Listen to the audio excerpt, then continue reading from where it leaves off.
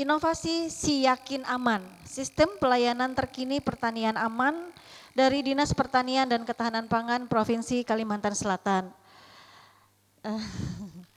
Nanti kami akan menayangkan video selama 2 menit, paparannya selama 5 menit dan dilanjutkan tanya jawab dengan juri 15 menit. Agak ke tengah sedikit ya. Baik.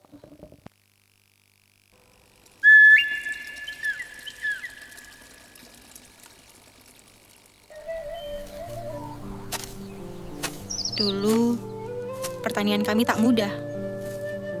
Hama datang tiba-tiba. Cuaca tak bisa ditebak. Harga terus berubah. Kami bertahan, tapi kami lelah menunggu. Para petani mengeluh. Siapa yang peduli? Siapa yang bantu kami cepat? Suara-suara itu menggantung di udara. Tak terjawab. Mana ada yang bantu cepet ya? Lapor kemanapun, lambat, padahal hama makin banyak. Sampai akhirnya, kami sadar, solusinya harus dari suara mereka sendiri, suara petani. Maka ide-ide mulai kami kumpulkan. Kakek, sekarang tidak perlu menunggu lama untuk melaporkan hama. Ini ada aplikasi Si Yakin Aman. Gampang, Kek. Tinggal klik di sini, terus foto, kirim, petugas langsung tahu.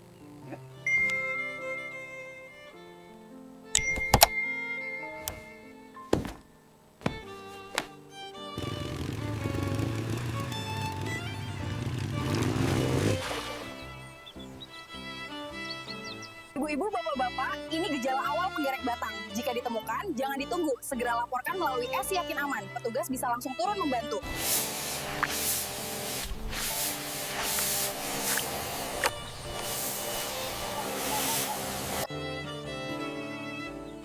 Sekarang kita tidak menunggu.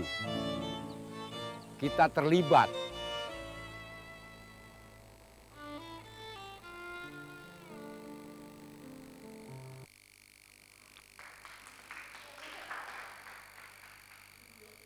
Videonya keren ya, kayak nonton film. Baik, silakan presentasinya. Assalamualaikum warahmatullahi wabarakatuh. Selamat siang para dewan juri yang terhormat. Perkenalkan, saya Muhammad Hafiz dan rekan saya Roni Pamuji dari Dinas Pertanian dan Ketahanan Pangan Provinsi Kalsel. Kami hadir untuk mempresentasikan inovasi digital kami, yaitu Si Yakin Aman, sistem pertanian pelayanan terkini. Adapun yang melatar belakangi inovasi ini adalah untuk menghadapi tantangan besar yang menghambat produktivitas dan kesejahteraan petani, terutama serangan OPT atau organisme pengganggu tumbuhan, yaitu hama dan penyakit, perubahan iklim seperti banjir dan kekeringan, lalu akses informasi yang terbatas. Lanjut. Adapun perjalanan inovasi ini selama 2 tahun ini adalah pada tahun pertama, yaitu tahap pengembangan ini adalah pembuatan pelaporan OPT dan dampak perubahan iklim secara digital yang dilaporkan oleh para POPT atau pengendali organisme pengganggu tumbuhan di lapangan di tingkat kecamatan hingga desa. Di sini POPT melaporkan, di dalamnya ada rekapitulasi data, kemudian sistem geospasial, peramalan serangan OPT, dan kehilangan hasil. Lambat laun kita berpikir kenapa kita tidak mengembangkan lagi untuk ke petani kan. Kita kembangkan untuk petani bisa melapor langsung di aplikasi, bisa menggunakan kalkulator usaha tani, pustaka tani untuk belajar, pengajuan sertifikasi benih, pinjam alsin, dan kurtani, hingga pelayanan lainnya. Sehingga terjadilah modernisasi inovasi pertanian. Lanjut. Adapun maksud dan tujuan dari aplikasi ini adalah untuk memodernisasi pelayanan publik di sektor pertanian berbasis digital dan terintegrasi untuk menjawab masalah-masalah keterlambatan akses informasi, sehingga semua pihak dapat menikmatinya. Pertama, petani, akses cepat ke informasi pada pelayanan dan pengaduan, pada petugas, pelaporan secara real time dan koordinasi yang lebih mudah. Lalu untuk pemerintah daerah, data lapangannya akurat, terintegrasi sehingga memudahkan pengambilan kebijakan. Lalu untuk akademisi adalah untuk data yang untuk digunakan pada penelitiannya. Lanjut. Adapun kemanfaatan inovasi ini adalah membawa perubahan fundamental dalam pengelolaan sektor pertanian di Kalimantan khususnya. Jadi yang dulunya manual sekarang kita digitalisasi, yang dulunya banyak aplikasi-aplikasi sistem kita buat satu aja dalam satu genggaman sehingga para petani nggak bingung lagi kan dia memakai aplikasi apa. Jadi satu pintu satu data udah. Lanjut.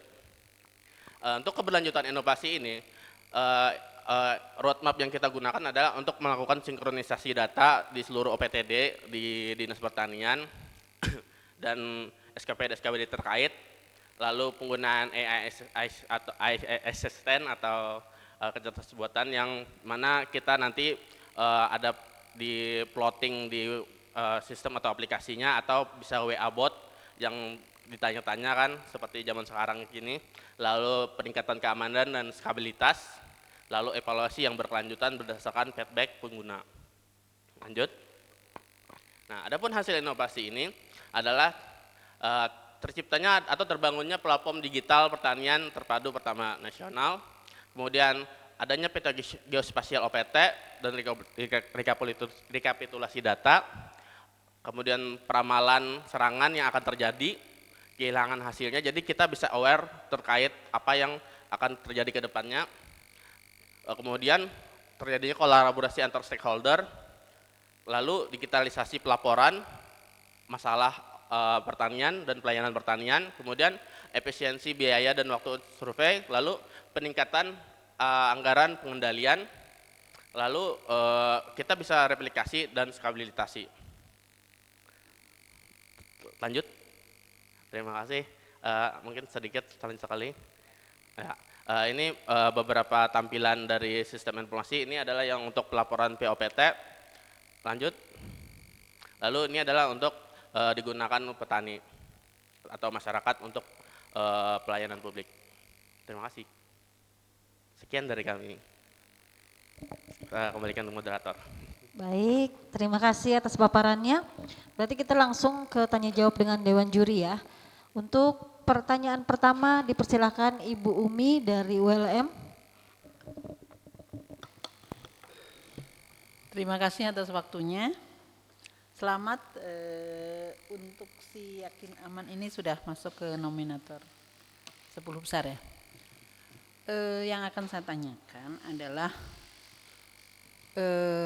penyakit pertanian ini kan banyak ya komoditasnya ya. Penyakit juga sekarang banyak. Nah ini tadi kalau petani nih katakanlah tani padi, padi sih nggak terlalu banyak. Yang banyak itu kan biasanya untuk tanaman hortikultura yang lainnya.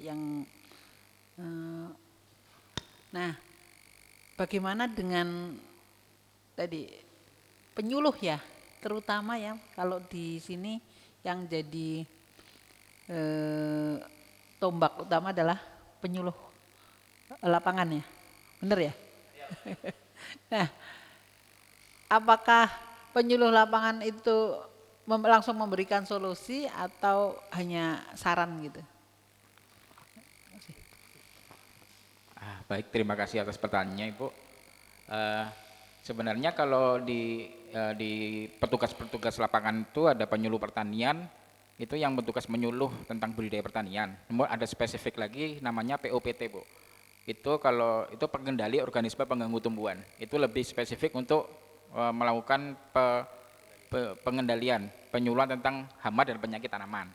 Nah, sebenarnya tugas penyuluh sama POPT itu saling bersinergi untuk di lapangan. Jadi dengan biasanya itu kan POPT dan penyuluh itu bekerja sama untuk mengendalikan suatu permasalahan hama di lapangan. Nah, kalau peran POPT sendiri itu sebenarnya merekomendasikan pengendalian. Jadi kayak tenaga ahlinya itu POPT-nya sebenarnya, tapi yang punya wilayahnya biasanya itu penyuluhnya. Jadi dengan adanya aplikasi ini, jadi memudahkan Bu, memudahkan petugas lapangan baik POPT ataupun penyuluh itu untuk mengendalikan masalah di lapangannya Bu.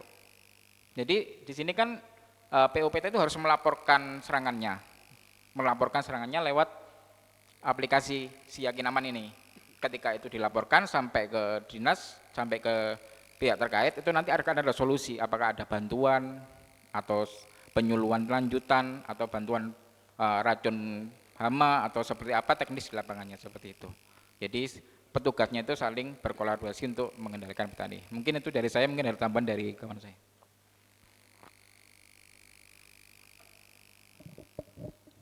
Ada lagi Ibu Umi? Sedikit lagi. Jadi artinya kalau begitu kan apa ya, Dinas Pertanian cukup apa ya, sigap ya, artinya cukup sigap. Nah, kemudian tadi kalau biasanya si petani ya, biasanya nih petani itu sebenarnya asal dibantu, oh ini obatnya ini gitu ya mungkin ya, itu aja sudah seneng sebenarnya ketemu penyakitnya gitu. Nah kalau masalah biaya untuk katakanlah ngobati gitu biasanya si mereka mau sendiri karena itu kan untuk kepentingan dia sendiri ya. Tapi kalau yang sifatnya musibah atau apa ya, bencana skala besar itu yang mungkin nanti yang koordinasi. Kalau hanya sifatnya perorangan mungkin kadang-kadang kan bisa langsung petaninya sendiri sebenarnya. Ya. Nah itu yang jadi apa? Itu kan sebenarnya keunggulannya cepatnya itu toh, cepat bahwa langsung direspon itu. Tapi apakah kalau di lapangan realnya seperti itu? Pertanyaan saya. Baik, terima kasih Bu. Jadi memang Bu, kalau OPT itu hama dan penyakit itu kan tidak bisa disepelekan Bu ya. Jadi tidak bisa dinanti-nanti seperti itu. Karena kan dia itu akan terus makhluk hidup yang terus memakan. Jadi kalau kita tidak tanggap itu bisa jadi malah gagal panen seperti itu. Jadi memang kalau di Dinas Pertanian itu kita ada namanya brigade Bu. Brigade itu yang melakukan pembantuan tentang racun pestisida atau apa itu petani, tingkat petani. Tapi biasanya petani itu kan melaporkan itu beruntut lewat penyuluhnya, karena penyuluh itu per desa satu kan Bu rata-rata. Penyuluh itu per desa satu, tapi kalau petugas PUPT satu kecamatan satu. Nah, ketika itu dilaporkan penyuluh, biasanya lewat penyuluhnya dulu, penyuluh ke PUPT, atau sebenarnya bisa langsung ke PUPT-nya dulu. Habis itu teknisnya secara cepat kita harus verifikasi Bu, karena kadang petani itu hanya melaporkan kayak, Pak ini padi saya kuning, padahal kita kan sebagai PUPT ahlinya kan PUPT itu harus datang memverifikasi itu kena bakteri kah, apa hama kah, atau jamur kah, itu kan obatnya atau racunnya itu berbeda-beda. Nah disitulah fungsi kita tuh harus cepat tanggap, memberikan rekomendasi dari pengamatan itu di lapangan. Itu setanggapnya. Kalau memang nanti, memang beberapa itu ada bantuan dari pemerintah Bu, seperti ketika ada kekeringan, kebanjiran, itu bisa selain penyuluhan tentang hama itu juga ada bantuan pompa, bantuan irigasi seperti itu Bu. Itu dari saya mungkin ditambahkan. Izin menambahkan, di sistem kami juga ada peramalan Bu, peramalan serangan hama dan penyakit. Jadi kami sudah sigap Bu, bahwa di desa ini bakal ada serangan hama dan penyakitnya. Jadi sudah standby lah untuk bahan-bahan pengendali. Jadi kita tinggal ngasih instruksi kan sama petugas di lapangan bahwa ini bakal ada serangan di sini, seperti itu Bu. Baik, terima kasih Ibu. Untuk pertanyaan selanjutnya dipersilakan Pak Muhammad Yusuf dari Kementerian Pan-RB. Ya, terima kasih. Ini kan target pengguna inovasi petani ya, petani. Ini punya data nggak sih teman-teman di Dinas Pertanian dan Ketahanan Pangan ini terkait dengan persentase petani milenial dan petani kolonial lah, kalau bisa dibilang seperti itu. Karena tadi target pengguna layanannya adalah petani. Yang menjadi ini saya tuh yang berkecamuk di pikiran saya, literasi digital petaninya gimana nih? Ketika dia harus menggunakan handphone untuk terus kemudian menyampaikan apa yang dialami dalam proses bertaninya tadi. Jarang-jarang nih misalnya petani pegang handphone untuk terus kemudian dia bisa melaporkan kejadian yang dialami terkait dengan hama atau dan lain sebagainya. Yang kedua juga terkait dengan infrastrukturnya. Ketika difasilitasi dengan inovasi berupa sistem informasi, apakah terus kemudian infrastrukturnya mendukung nih untuk si petani tadi menggunakan handphone melaporkan apa yang terus kemudian jadi kendala dia di lapangan dalam melakukan pertaniannya. Apakah misalnya sinyalnya mumpuni, terus juga jaringan listrik di sana, masa ya petani bawa charger dulu selain bawa ininya paculnya gitu kan, agar ketika dia mau menyampaikan keluhan dia bisa segera melakukan itu. Itu sih terkait dengan literasi digital dan infrastrukturnya. Terima kasih. Baik Bapak, terima kasih atas pertanyaannya. Mungkin saya izin menjawab. Jadi yang pertama tentang literasi ini Pak, literasi digital. Jadi memang aplikasi ini sudah berjalan dari tahun 2022. Itu yang pertama itu memang fokusnya ke petugas Pak.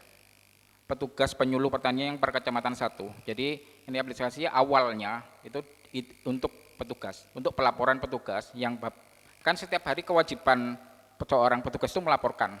Dan itu selama ini itu pakai manual di itu belangko dikirim per periode. 6 periodenya itu setengah bulan sekali, sebulan 2 kali.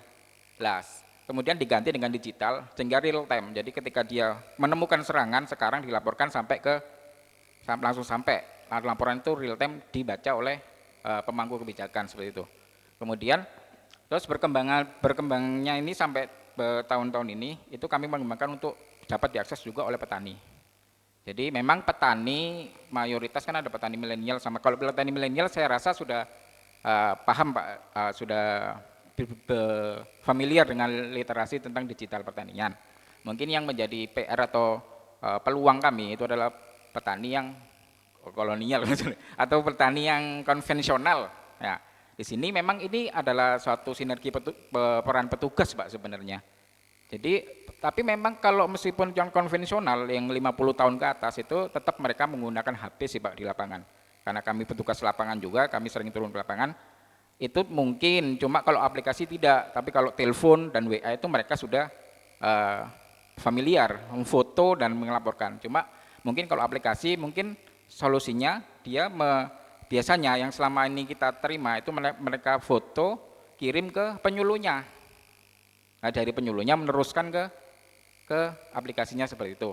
Itu yang pertama tentang literasi digital. Jadi kalau selama ini kan sudah berjalan tahun 2022, ini belum ada kendala signifikan sih Pak.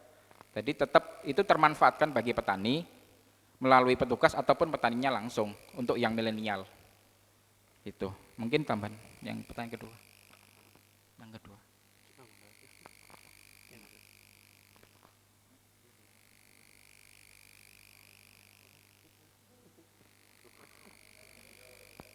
Yang mana Pak ya kedua? Oh, nggih, mohon maaf. Jadi saya ngepleng Mbak sedikit. Jadi kalau infrastruktur kalau di Kalimantan Selatan untuk saat ini belum menjadi kendala yang berarti sih Pak. Karena memang tidak harus ini sih Pak. Sebenarnya laporan itu tidak harus pas kita ke sawah kita foto terkirim, tidak seperti itu juga. Sebenarnya bisa juga difoto dulu nanti di rumah itu dikirim seperti itu Pak. Jadi tidak mewajibkan itu di titik itu, meskipun nanti kan di sini kan terintegrasi dengan geospasial Pak ya. Jadi ketika dia difoto, diupload itu langsung muncul petanya di mana, titiknya di mana. Jadi ketika bantuan kan kalau misalnya kita bantuan dari kementerian itu harus mewajibkan muncul titik koordinat biar bantuan itu tepat sasaran, itu bisa langsung terintegrasi tuh Pak. Jadi ketika titiknya di sini kita sudah tidak bingung lagi untuk distribusi bantuannya. Tapi bisa kan bantuannya biasanya kan kalau petani itu ada kelompok tani, jadi lewat dari kelompok tani saja. Jadi lewat kelompok tani, yang kelompok tani itu biasanya satu desa ada beberapa. Jadi bukan per petani, jadi biasanya kita bantuan itu per kelompok tani. Jadi ada titiknya seperti itu. Terima kasih Pak. Baik, selanjutnya dipersilakan Pak Jerry dari BSKDN Kemendagri.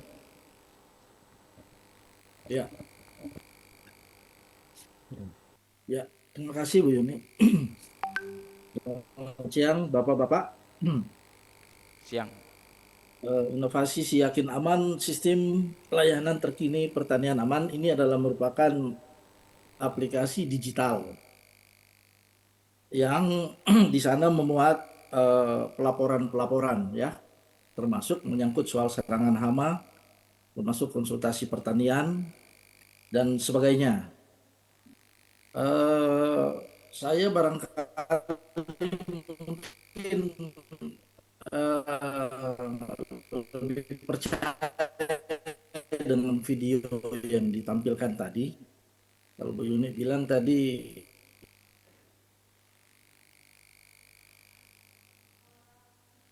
Mohon maaf Pak Jerry, bisa videonya diulang Pak kualitasnya karena bagus, sinyalnya akad di putus-putus. sawahnya di Halo? Bisa Halo? diulang Pak? Oh, iya, iya, iya, iya. Dari gambaran video tadi, ya, ya, bisa terdengar suara saya, Bu? Sudah Agak Pak. susah memang. Ya, iya, iya, iya, iya. Jadi kalau inovasi ini digital juga, dari gambaran video tadi, masyarakat secara terbuka dan langsung bisa langsung menyampaikan pelaporannya itu ya ke aplikasi Si Yakin Aman. Dan tadi petugas cepat ya untuk turun ke TKP, ke tempat pelaporan daripada masyarakat itu sendiri. Sehingga di situ boleh langsung dieksekusi dengan penyiraman agar supaya dia bebas dari serangan hama itu. Nah, saya ingin hanya mau menanyakan kepada bapak-bapak, ini mungkin terkait dengan karena ini memang inovasi yang baik ya, inovasi unggulan dari aspek pertanian.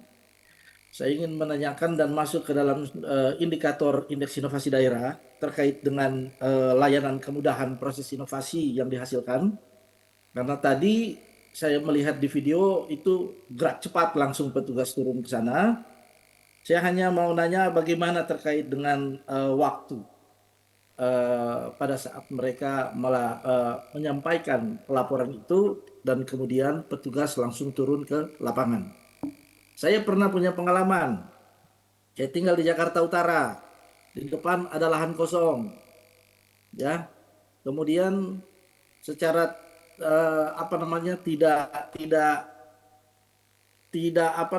tidak terasa. Barangkali mungkin saya selalu pergi ke daerah dalam waktu 5 hari sudah banyak tumpukan sampah di depan rumah saya. Jadi baunya itu sangat menyengat dan masuk ke rumah saya. Saya mau makan pun tidak bisa. Nah, seperti tadi, di mana saya harus mengadu? Ternyata DKI Jakarta punya inovasi Ijaki. Ya, saya lupa, saya diingatkan saja oleh anak saya. Kita ada melakukan pengaduan ke inovasi Ijaki. Saya suruh anak saya untuk melakukan. Hanya hitungan 15 menit, ya, camat sudah datang, lurah sudah datang, RW ada, RT ada. Ya. Saya lihat dari balik jendela, semua sudah ada di situ. Dan camat, ya begini tangannya camat kepada RT RW di situ. Ya. Dan tidak lama, dalam waktu 30 menit, truk sampah sudah ada di situ dan mengangkut sampah, baru kemudian langsung ditaruh peringatan untuk tidak buang sampah, pelanggaran perda nomor sekian-sekian. Nah, saya pikir dari aspek kemudahan proses inovasi yang dihasilkan di sini dari aspek pelayanan, ya ini sangat sangat baik sehingga kemanfaatan boleh bisa dirasakan oleh masyarakat. Baru kemudian menyangkut mengenai hasil pengaduan tadi yang disinggung oleh Bapak tadi dalam pemaparan tadi. Nah, kira-kira seberapa banyak pengaduan yang masuk dan bagaimana hasil tindak lanjut daripada rasio hasil dari pengaduan itu sendiri. Baru kemudian dalam proposal saya melihat ada sosialisasi situ, ya, tapi sosialisasi yang ditampilkan ini hanya dalam bentuk foto. Dia masuk di parameter 1 ke dalam kalau di indikator sosialisasi. Ada baiknya ini kemudian masuk ke media berita. Apakah itu media berita online ataupun media berita cetak, ini yang menjadi data dukung evidence. Untuk boleh kemudian inovasi ini, mumpung inovasi ini tahun 2005, tahun 2026 dia masuk 2 tahun penerapan, ini nanti Ibu Yuni boleh bisa melaporkan ini masuk ke dalam 3 Kementerian Dalam Negeri. Ini aja yang bisa saya sampaikan, Bu Yuni. Terima kasih. Mohon direspon ya Bapak-Bapak. Terima kasih. Baik, silakan. Baik Pak, terima kasih atas gambaran dan saran gambarannya. Jadi yang pertama, benar Pak, sebenarnya kita sedikit banyak terinspirasi dari aplikasi yang di Jakarta Sijaki Pak ya. Jadi tentang pelayanan publiknya kita sedikit banyak terinspirasi dari aplikasi Sijaki. Untuk si Yakin Aman sendiri itu ketika ada laporan masuk, petugas itu bisa saat itu juga mengunjungi petani yang melaporkan Pak. Karena kan petugas kami itu satu kecamatan satu orang sudah ditugaskan per kecamatan satu. Jadi itu bisa ketika petugas itu berada di lokasi bisa langsung datangi ke lokasi pengaduan. Namun ketika tidak misalkan dia lagi ada meeting di luar daerah atau seperti apa, itu biasanya H+1 maksimal sudah dikunjungi Pak. Sudah dikunjungi untuk menanyakan, memverifikasi laporan tersebut. Apakah laporan bisa diterima, misalkan kemudian rekomendasinya itu kan tidak bisa tetap harus diverifikasi lagi di lapangan seperti itu. Terus kemudian yang kedua tentang jumlah laporan yang masuk. Sebenarnya ini kan terintegrasi dari pelaporan petugas sendiri. Jadi petugas itu akan melaporkan itu 1 bulannya itu yang rutin itu 2 kali. Kemudian yang urgensi atau yang atau kita bilangnya itu insidentil atau kita bilang itu keliling. Jadi setiap keliling dia nemu lapor seperti itu tidak terbatas Pak. Jadi rata-rata kalau kita boleh rata-rata itu satu kecamatan itu bisa sampai 20 laporan setiap bulannya. Dikalikan seluruh kecamatan yang ada di Kalimantan Selatan itu 13 kabupaten kira-kira sekitar 300 sampai 400 data yang masuk untuk si Yakin Aman setiap bulannya. Mohon maaf kami masih belum bisa menampilkan data karena belum kami rekap, tapi ada rekapannya Pak, tapi belum bisa ditampilkan di slide. Jadi sekitar seperti itu. Setiap bulan itu karena ini kan aplikasinya wajib ya Pak dilaporkan petani. Jadi keberlanjutannya ini ya karena kalau mereka nggak lapor mereka dapat gaji seperti itu. Jadi aplikasi ini sangat potensi untuk di keberlanjutannya. Mungkin itu Pak. Terus yang ketiga tadi. Kalau nggak salah tadi kemanfaatan ya Pak Jerry ya. Yang ketiga. Yang terkait sosialisasi tadi. Sosialisasi. Oke Pak, baik. Untuk sosialisasi kita melakukan dari awal itu dari 2023 itu kita lakukan sosialisasi petugas dulu Pak. Jadi petugas itu kan kita punya pertemuan bulanan itu satu bulan 1 kali pertemuan untuk petugas. Itu setiap bulan kita sosialisasikan, kita gencar sosialisasikan. Ya, kemudian dari petugas itu mensosialisasikan ke petaninya atau ke penyuluh pertaniannya, penyuluh pertanian di desa-desa binaannya. Jadi kalau kita lakukan sosialisasinya seperti itu. Mungkin tidak ditampilkan secara digital, tapi sebenarnya ada video-video sosialisasi kami. Mungkin yang itu kita tampilkan foto-foto aja. Tapi kita rutin dari tahun 2022 itu kita sosialisasi sampai sosialisasinya itu sampai petugas di tingkat kabupaten, kemudian dinas pertanian tingkat kabupaten, dan juga di tingkat penyuluh pertanian tingkat desa. Kemudian dari situlah mereka akan menyuluhkan ke petani, Pak, terutama petani-petani binaan dalam kelompok tani, biasanya seperti itu Bapak. Kemudian juga beberapa di media sosial juga sebenarnya ada di Instagram, Facebook, YouTube, itu sebenarnya sudah kami sosialisasikan juga. Terima kasih. Baik, terima kasih. Terima kasih Pak Jerry. Waktunya berapa lama lagi? Oh, sudah habis.